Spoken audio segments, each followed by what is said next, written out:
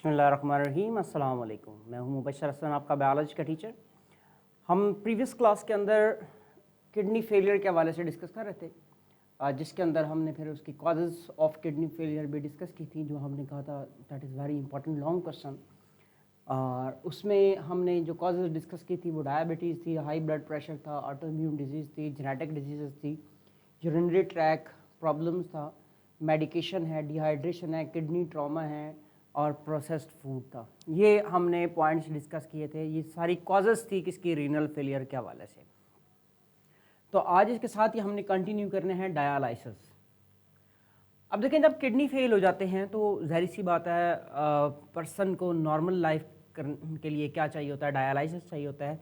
Dialysis वो process होता है जिसमें हम नाइट्रोजनस वेस्ट जो होते हैं ब्लड के अंदर, उनको रिमूव करते हैं। आए इसके सबसे पहले, अगर इसका लॉन्ग क्वेश्चन आ जाता है तो हमने इसका इंट्रोडक्शन लिखना है। उस इंट्रोडक्शन में हम क्या लिखते हैं, सबसे पहले हम हेडिंग लगा लेंगे इंट्रोडक्शन की, टू रिमूव नाइट्रोजनस वेस्ट। अब यहाँ पे ऑलरेडी हमने इसको डिस्कस किया है कि नाइट्रोजनस वेस्ट को रिमूव करना है। कहाँ से रिमूव करना है? ब्लड से रिमूव करना है। अगर ये नाइट्रोजनस वेस्ट ब्लड से रिमूव ना किए जाए तो ज़ाहिर सी बात है ये क्या कॉज करेंगे, पॉइजनस कॉज करेंगे। पॉइजनस कॉज करेंगे जिससे पर्सन को कन्वल्जन्स होंगे और अल्टीमेटली उस पर्सन की डेथ हो जाएगी। और यहाँ पर देखें, if the of the patient is treated through dialysis. Dialysis वो मैकेनिज़्म है जिसमें नाइट्रोजनस वेस्ट, स्पेसिफिकली यूरिया को हमारे बॉडी, हमारे ब्लड से रिमूव किया जाता है। Dialysis is a process of removing waste and excess water from the blood. There are two types of dialysis, hemodialysis and peritoneal dialysis. अब देखें, ये इंट्रोडक्शन आ गया। आपके पास क्वेश्चन आता है what do you know about dialysis, short question आ जाता है, तो आप उसके क्या लिखेंगे, उसका इंट्रोडक्शन लिखेंगे प्लस उसकी टाइप्स जो हैं उनके नेम मेंशन करेंगे। शॉर्ट क्वेश्चन में 1.5 प्लस 1.5 आपका शॉर्ट क्वेश्चन कंप्लीट हो जाएगा। तो इस तरह से आप इसको राइट अप कर सकते हैं। अच्छा, इससे नेक्स्ट देखें, हीमोडायलिसिस के हवाले से हमने डिटेल में डिस्कशन करनी है। इसमें होता क्या है कि यहाँ पर ये आपको हीमोडायलिसिस का प्रोसीजर प्रॉपरली एक दिखाया गया। ये एक पर्सन है, आपने देखा है कि उसकी वेन से ब्लड लिया जाता है, ठीक है, ब्लड लिया जाता है और ब्लड फिर ये है कि डायलिसिस मशीन में आता है। यहाँ पर डायलिसिस फ्लूइड भी, इसको भी एक्सचेंज हम करते रहते हैं, यहाँ से फ्रेश आता है, यहाँ से कंटामिनेटेड निकालते रहते हैं। तो इसी मशीन का जो मैकेनिज़्म है, मैं एक डायग्राम से आपसे शेयर करता हूँ, ज़रा चेक कीजिएगा।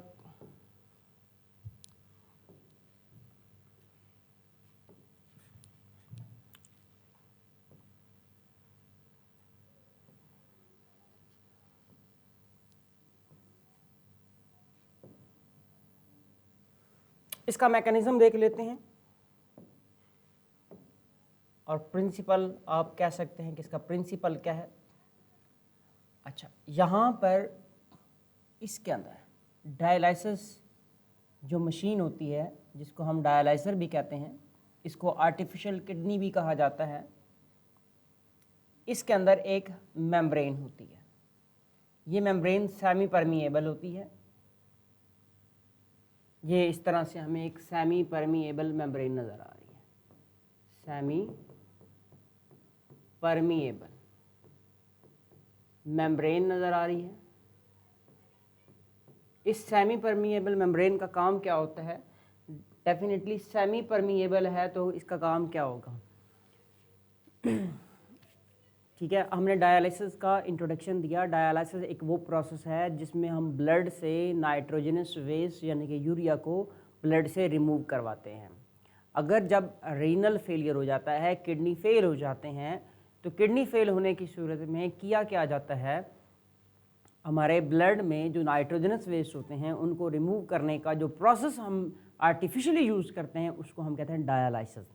तो डायलिसिस की टू टाइप्स होती हैं, एक को हमने कहा कि हीमोडायलिसिस और एक है पेरिटोनियल डायलिसिस। दोनों के मैकेनिज़्म डिफरेंट हैं, लेकिन प्रिंसिपल दोनों का सेम होता है कि उनका प्रिंसिपल क्या है, बेसिकली ब्लड से नाइट्रोजनस वेस्ट को बॉडी से रिमूव करवाना है, ठीक है, एंड एक्सेस वाटर ऑल्सो।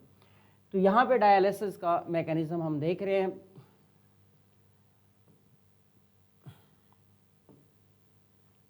अच्छा, ये सेमी परमिएबल मेम्ब्रेन है। इस सेमी परमिएबल मेम्ब्रेन के अंदर छोटे छोटे पोर्स होते हैं, इस तरह से आपको नज़र आ रही है, छोटे छोटे पोर्स होते हैं। जाहिर सी बात है इन पोर्स में से नाइट्रोजनस वेस्ट और वाटर तो गुजर सकता है, लेकिन ब्लड सेल्स और ब्लड प्रोटीन्स यहाँ से नहीं गुजर सकती। ये इसके अंदर छोटे छोटे पोर्स नज़र आ रहे हैं।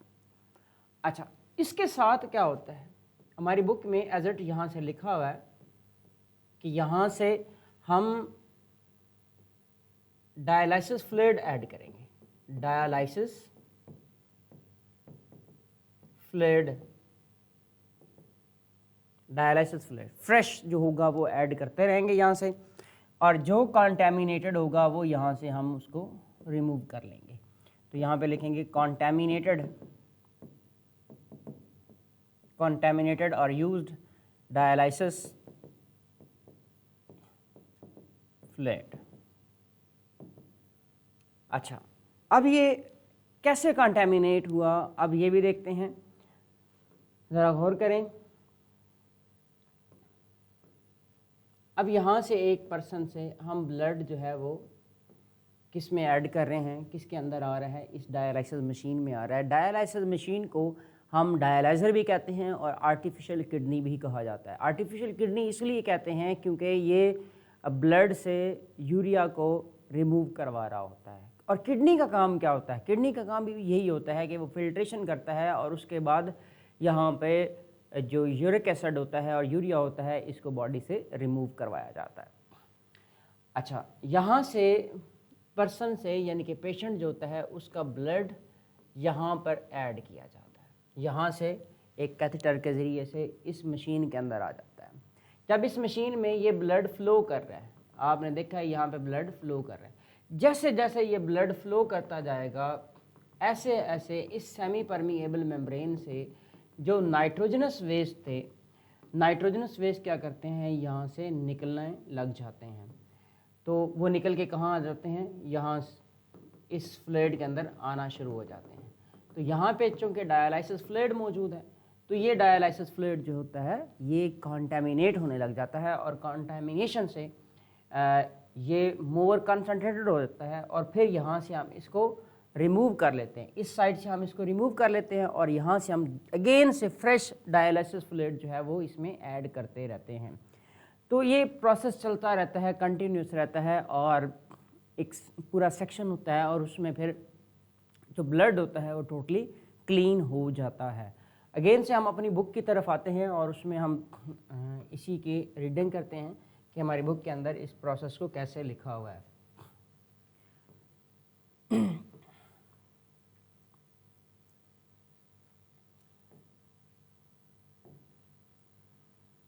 Dialysis, haemodialysis.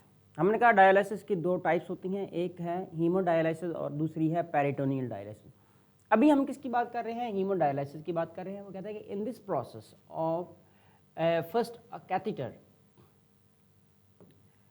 Catheter is inserted into when. कहाँ से, वेन से हमने वेन के अंदर इंसर्ट किया है, ठीक है, और वहाँ से हमने चूँकि ब्लड को रिमूव करवाना है। Usually in the arm the blood flows into the tube and then into the machine called dialyzer। वो जो मशीन है जिसके अंदर ब्लड चला जाता है उसको हम क्या बोलते हैं, डायलाइज़र कहा करते हैं, या डायलिसिस मशीन भी कहते हैं, या उसको आर्टिफिशियल किडनी भी कहा जाता है। ये प्रोसेस इन द हॉस्पिटल्स होता है, ये आउटसाइड ऑफ द बॉडी हो रहा होता है। In the hospitals outside of the body हो रहा होता है। Inside the machine the blood is pumped over a surface of dialysis membrane. ठीक है, एक डायलिसिस मेम्ब्रेन होती है, उससे ब्लड जो है वो पास कर रहा होता है, और जब उससे ब्लड पास कर रहा होता है, अच्छा यहाँ पे क्वेश्चन आया है sir, but the concentration of osmotic adjustments in the kidney falls if dialysis like haemodialysis don't give enough protein for enzyme to work properly then. देखिए बच्चे, अभी मैंने आपको ये बताया है कि हमने जब इसका ये डायलिसिस का प्रोसेस करना है तो डेफिनेटली उसमें वाटर भी रिमूव होते हैं। तो वाटर इतना नहीं रिमूव हो जाता कि हम कहेंगे कि बॉडी में वाटर ख़त्म हो गया है कि और सेलुलर मैकेनिज्म या मेटाबॉलिज्म स्टॉप हो जाएंगे। स्टिल जाहिर सी बात है वो पेशेंट है, तो पेशेंट को आप पानी अगेन से प्रोवाइड करते रहते हैं, पानी पिलाते रहते हैं, ठीक है। तो ऐसा नहीं होता कि उसकी बॉडी के अंदर बिल्कुल ही पानी ख़त्म हो जाता है। अच्छा, नेक्स्ट देखिएगा, this separate the patient blood from dialysis fluid. होता क्या है, ये जो सेमी परमिएबल मेम्ब्रेन होती है, इस मेम्ब्रेन का काम क्या होता है, ये वहाँ से नाइट्रोजनस वेस्ट को रिमूव कर लेती है और एक्सेस वाटर भी, एक्सेस वाटर की बात करें, एक्सेस वाटर भी वहाँ से रिमूव हो जाता है। उसके बाद देखें, blood from the dialysis fluid, urea diffuses out of the blood. Urea यहाँ से, देखिए हमारा मेन नाइट्रोजनस वेस्ट ह्यूमन के अंदर क्या होता है, यूरिया है, ठीक है। अच्छा, इसमें देखें across the urea diffuse out of the blood across the dialysis membrane, dialysis membrane से बाहर आ जाता है into the dialysis fluid, dialysis fluid में आ जाता है। The dialysis fluid already has sugar and salt in it. इसके अंदर शुगर और सॉल्ट्स भी होते हैं, पहले भी मौजूद होते हैं, ताकि पानी इसके अंदर जो एक्सेस वाटर है वो आ जाए और जो हमारी बॉडी के सॉल्ट्स होते हैं वो ना जा सकें। इसकी दो रीजंस होती हैं यहाँ पे शुगर और सॉल्ट्स का होना। एक तो हमारे एक्सेस जो सॉल्ट्स होते हैं वो वहाँ पे ना जा सकें, और दूसरा जो है वहाँ पे हमारा जो वाटर है, एक्सेस वाटर, वो आसानी से जा सके। यानी कि सॉल्ट्स को रोकना है और वाटर को भेजना है, क्योंकि हमारा जो किडनी होता है बेसिकली ये ऑस्मो रेगुलेटरी फंक्शन भी परफॉर्म कर रहा होता है, यानी कि वाटर को भी बैलेंस कर रहा होता है। तो हमने अपनी बॉडी के अंदर, अपने ब्लड के अंदर वाटर को भी मेंटेन करना होता है। इस तरह so sugar and salt from the blood will not diffuse across into the fluid. यानी कि जो हमारे ब्लड के अंदर शुगर होता है, हमारे ब्लड में जो शुगर होता है वो शुगर उस डायलिसिस फ्लूइड में नहीं जाता। Urea and other waste pass into the dialysis fluid, the patients cleaner blood passes back into the veins. यानी कि जो ब्लड होता है उसको वापस वेन में भेज दिया जाता है, यानी कि जो क्लीन ब्लड हो जाता है उसको वापस किस में भेज दिया जाता है, वेन में भेज दिया जाता है, और सो ऑन ये प्रोसेस चलता रहता है। When of the arm through a second catheter, एक दूसरे कैथीटर के ज़रिए से, एक दूसरी ट्यूब के ज़रिए से ब्लड को उसी पर्सन की किसी और वेन में या दूसरे आर्म में लगा दिया जाता है, या सेम आर्म में भी लगा सकते हैं। Fresh dialysis fluid enter the machine from one end, the used dialysis fluid with waste leave the machine from other end. तो ये एक मैकेनिज़्म था जिसको हमने डिस्कस किया है। ये कौन सा मैकेनिज़्म है, हीमोडायलिसिस का मैकेनिज़्म है। हीमोडायलिसिस में हमने डायलाइज़र को इस्तेमाल किया है, डायलिसिस मशीन को इस्तेमाल किया है, जिसको हम आर्टिफिशियल किडनी भी कहते हैं।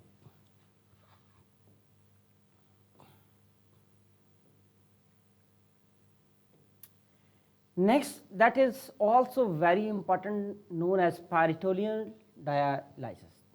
Peritoneal dialysis है, very important है, ये भी आपका लॉन्ग क्वेश्चन है। ये लॉन्ग क्वेश्चन बाज़ का यूँ होता है कि हीमोडायलिसिस और पेरिटोनियल दोनों का पूछा जा सकता है, या डायलिसिस का क्वेश्चन आ जाता है तो आपने उसमें डायलिसिस का इंट्रोडक्शन लिखना है, फिर आपने उनकी टाइप्स लिखनी है। बाज़ का इनका क्वेश्चन डिफरेंस में आ जाता है, तो आप डिफरेंस के हवाले से भी आप इसको लिख सकते हैं। और अगर लॉन्ग क्वेश्चन सिर्फ डायलिसिस का आता है तो पहले इंट्रोडक्शन लिखेंगे, फिर हीमोडायलिसिस लिखेंगे, उसके डायग्राम बनाएंगे, देन पेरिटोनियल डायलिसिस लिखेंगे और उसकी ये वाली डायग्राम आप वहाँ पर बनाएंगे। ये डायग्राम कैसे है इसको हम देख सकते हैं। यहाँ पे डायलिसिस मशीन है, एब्डोमिनल कैविटी है, कैथेटर है और वेस्ट फ्लूइड है। देखते हैं ये मैकेनिज़्म कैसे है।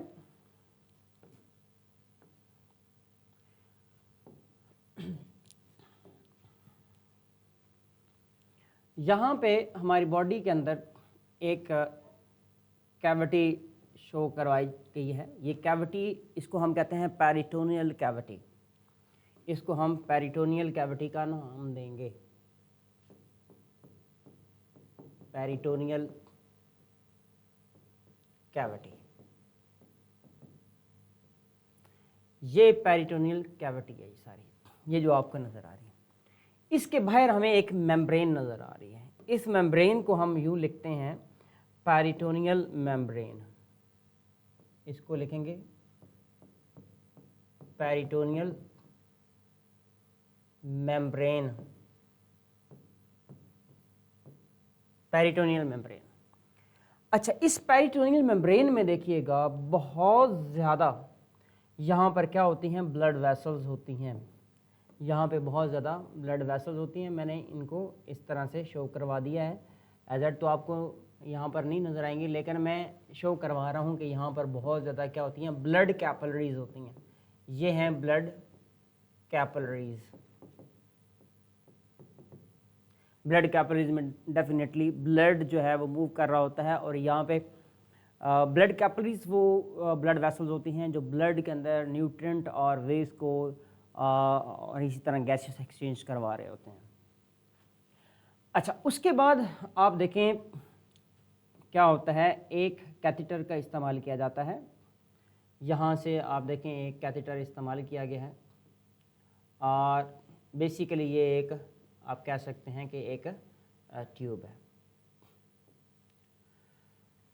अब होता क्या है, यहाँ दोनों के पास क्लम्प्स होते हैं, आप देख सकते हैं।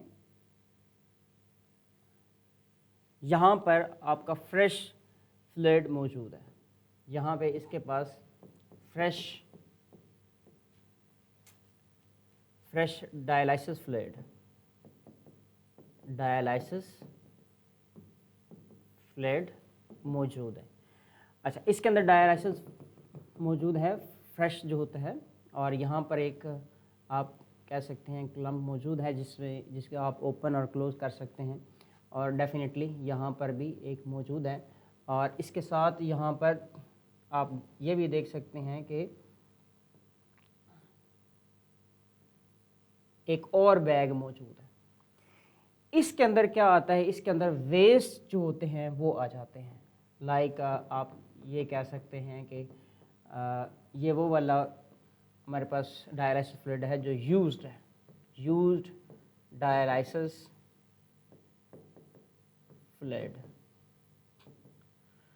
अच्छा, अब होता क्या है, ज़रा गौर कीजिएगा। ये कैथेटर का इस्तेमाल किया हमने, ये आप इसे क्या लिखेंगे, कैथेटर। ये जो हमारी एब्डोमिनल कैविटी है, इसके पास क्या होती हैं, बहुत ज़्यादा ब्लड वेसल्स मौजूद होती हैं, बहुत ज़्यादा ब्लड वेसल्स मौजूद होती हैं। और दूसरी बात आपने ये देखना है कि यहाँ पे हमारे ऑर्गन्स भी मौजूद हैं, इंटेस्टाइन भी मौजूद है, तो इंटेस्टाइन के पास भी ब्लड वेसल्स मौजूद होती हैं। अच्छा, अब होता क्या है कि यहाँ से फ्रेश डायलाइसिस फ्लूइड हम इसके अंदर डाल देते हैं। यहाँ पर फ्रेश डायलाइसिस फ्लूइड इसके अंदर मौजूद है। ये फ्रेश डायलाइसिस से हमने इसको फिल कर दिया। ये आगे फ्रेश डायलाइसिस फ्लूइड। अच्छा, अब होता क्या है, मैकेनिज़्म यहाँ पर वही होता है। आप अगर देखें तो आप कहते हैं कि ये आपके ब्लड वेसल हैं, ठीक है, और यहाँ पे बाहर की जानब क्या मौजूद है, डायलाइसिस फ्लूइड मौजूद है। प्रोसेस वही होगा जो पहले हमने देखा है ऑस्मोसिस और डिफ्यूजन का। अब यहाँ पर वेस्ट मौजूद है, ये वेस्ट मौजूद है। अब होगा क्या, ये बाहर वाला जो सॉल्यूशन है, ये इसमें चूँकि नाइट्रोजनस वेस्ट नहीं होंगे, इनसाइड नाइट्रोजनस वेस्ट यानी कि यूरिया बहुत ज़्यादा है, तो इसलिए होगा क्या कि यहाँ से नाइट्रोजनस वेस्ट बाहर आने लग जाएंगे और एक्सेस वाटर भी आएगा, और इस तरह से हमारा जो ब्लड है वो नाइट्रोजनस वेस्ट से क्या हो जाएगा, पाक हो जाएगा, क्लीन हो जाएगा बिल्कुल। आपने देखा ये प्रोसेस विद इन बॉडी हो रहा है, ये आउटसाइड ऑफ द बॉडी नहीं हो रहा। तो ये जो प्रोसेस है, हॉस्पिटल की ज़रूरत नहीं होती है, ये प्रोसेस घर में भी हो सकता है, और इस तरह से ब्लड हमारा क्लीन हो जाता है। फिर हमने ये देख लिया है कि डायलिसिस फ्लूइड होता है, उसके अंदर शुगर भी होते हैं, सॉल्ट्स भी होते हैं, ताकि हमारे जो ब्लड के शुगर और सॉल्ट्स हैं ये बाहर ना आ सके। तो इसी को हम अगेन से एक दफ़ा रीड करते हैं अपनी बुक से।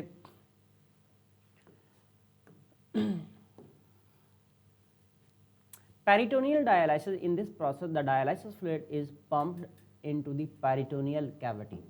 Peritoneal cavity में क्या किया जाता है, डायलाइसिस फ्लूइड को पंप कर दिया जाता है, उसमें भेज दिया जाता है। तो होता क्या है, which is the space around the gut. Gut का मतलब है हमारी स्मॉल इंटेस्टाइन, लार्ज इंटेस्टाइन, ये पूरा जो एक गैस्ट्रो इंटेस्टाइनल ट्रैक होता है इसको हम गट कहते हैं। तो गट यहाँ पे मौजूद होती है, यानी कि स्मॉल इंटेस्टाइन होती हैं और लार्ज इंटेस्टाइन भी मौजूद होती हैं। The peritoneum which line the peritoneal cavity function as dialysis membrane. ये डायलाइसिस मेम्ब्रेन का काम करती है। Dialysis fluid is added to the abdominal cavity through the tube. It is left for several hours. इसको सेवरल ऑर्स के लिए यहाँ पे छोड़ दिया जाता है। Dialysis fluid is added to the abdominal cavity through the tube. It is left for several hours before removal. Exchange take place between the dialysis fluid and the tissue fluid in the abdomen. This type of dialysis can be performed at home. It must be done regularly 3 or 4 times a day. तो ये आपके पास मुकम्मल जो था dialysis का process हमने देखा है। इसके बाद जो नेक्स्ट है वो किडनी ट्रांसप्लांट। किडनी ट्रांसप्लांट के हवाले से आपका एक शॉर्ट क्वेश्चन आता है, ये आपने नोट करना है। किडनी ट्रांसप्लांट, जब क्रोनिक किडनी फेलियर होता है और किडनी कंप्लीटली फेल हो जाता है, उसे कहते हैं कंप्लीट रीनल फेलियर। इसको यूरीमिया का वर्ड हम लिखते होते हैं, uraemia. The kidney of healthy person can be transplanted to a disease one. अब जिस पर्सन को हमने किडनी डोनेट करना है, जाहिर सी बात है वो अनहेल्दी होता है, उसका किडनी ख़राब हो चुका है। हमने किसी हेल्दी मैचिंग डोनर से, हमने जो किडनी लेना होता है वो मैचिंग डोनर से लेना होता है, इसलिए वहाँ से मैचिंग डोनर को हमने पहले तलाश करना होता है। उस दौरान क्या करते हैं, उस दौरान डायलाइसिस का प्रोसेस चलता रहता है ताकि उस पर्सन की सर्वाइवल हो सके। जैसे ही हमें मैचिंग डोनर मिलता है, मैचिंग डोनर में हम टिश्यू भी मैच करते हैं और ब्लड ग्रुप भी मैच होता है और मल्टीपल उसमें जो एंटीबॉडीज़ एंटीजेंस वो भी मैच होते हैं, लिम्फोसाइट्स मैच होते हैं। The tissue and blood chemistry of the donor should be similar, यानी कि उनका टिश्यू और ब्लड केमिस्ट्री, जैसे कि हम कहते हैं दोनों का बी पॉजिटिव होना चाहिए, दोनों के टिश्यू मैच करने चाहिए, ये होना चाहिए। Of the donor should be similar to that of the patient. If the kidney is not matching, tissue rejection में अकर। अगर आपने किसी और पर्सन का ब्लड ग्रुप मैच नहीं कर रहे थे या टिश्यू मैच नहीं कर रहे थे और किडनी डोनेट कर दिया है, तो हमारी बॉडी जो है विद इन डेज उसको रिजेक्ट कर देगी और वो बिल्कुल ज़्यादा हो जाएगा किडनी जो आप लगाएंगे। Patient immune system destroy the donated kidney. अगर वो मैचिंग डोनर ना हो और किडनी दोनों मैच ना कर रहे हों, तो इसलिए क्या होता है कि वो किडनी जो आपने डोनेट किया है किसी पर्सन को, जो पेशेंट को, जो मैचिंग नहीं था, तो वो क्या हो जाता है, डिस्ट्रॉय हो जाता है, ख़त्म हो जाता है। तो इसलिए हमें क्या चाहिए होता है, मैचिंग डोनर चाहिए होता है। जी, टिश्यू और ब्लड मैच करना ज़रूरी है। मैं अभी बता रहा हूँ कि अगर टिश्यू मैचिंग नहीं है, ब्लड ग्रुप मैच नहीं है, ब्लड केमिस्ट्री मैच नहीं कर रही, तो वो जो किडनी आप प्रोवाइड करेंगे वो किडनी ज़्यादा हो जाएगा, क्योंकि उसकी बॉडी, उसका इम्यून सिस्टम इसको रिजेक्ट कर देगा। यही बात यहाँ पर लिखी हुई है। तो यही किडनी ट्रांसप्लांट का जो है ये आपका शॉर्ट क्वेश्चन है, वेरी इंपॉर्टेंट है, आपने इसको याद करना है। इसके साथ हमारा जो चैप्टर है ये कंप्लीट होता है। नेक्स्ट एक्सरसाइज आ जाएगी, इंशाल्लाह हम इस एक्सरसाइज को अपने नेक्स्ट लेक्चर में स्टार्ट करेंगे। एक्सरसाइज सॉल्व करेंगे और साथ शॉर्ट क्वेश्चन सॉल्व करेंगे। तो इसके साथ आज का हमारा लेक्चर कंप्लीट होता है। प्रीवियस तमाम लेक्चर्स हमारे यूट्यूब चैनल पर मौजूद हैं, आप वहाँ से देख सकते हैं और अपने फ्रेंड्स से शेयर कर सकते हैं। चैनल को सब्सक्राइब कीजिएगा, लाइक और कमेंट ज़रूर कीजिएगा और साथ व्हाट्सएप चैनल ज्वाइन कीजिएगा। आज का लेक्चर हमारा कंप्लीट होता है। नेक्स्ट लेक्चर तक के लिए मुझे और हमारी टीम को दें इजाज़त। अल्लाह हाफ़िज़।